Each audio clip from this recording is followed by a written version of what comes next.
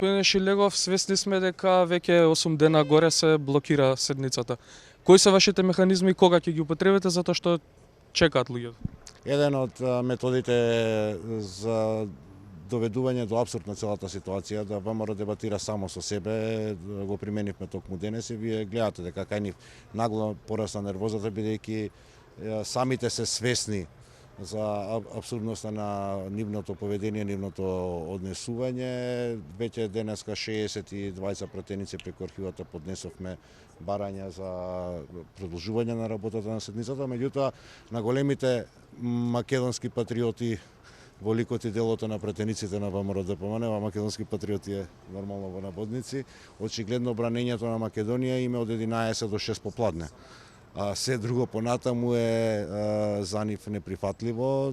Ако навистина мисля дека треба да се отвори една сериозна дебата и на која што ние би учествувале под услов да собранието работи до исцрпување на точките на дневниот ред.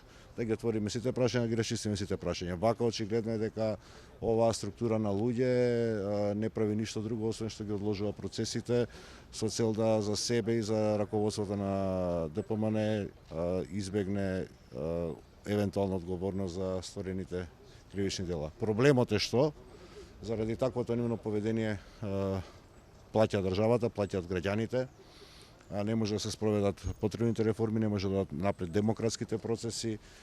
До сега ќе ги укиневме екстерното образование, радиодифузната такса, ќе беше започнат проектот за враќање на данокот на додадена вредност, ќе беа започнати ќе беа завршени исплатите на субвенциите, барем во овој обем кој што не е, меѓутоа одбира да ја коча државата наместо да ги движиме напред процесите. Имавте координативна средба со претседавачот на конститутивната седница. Што беше исходот од таа средба? Не, немаше некоја координативна средба во смисол да се договори како би ја привеле кон крај конститутивната седница, туку повеќе беше алиби за нив да побараат пауза како би се одложила работата на седницата.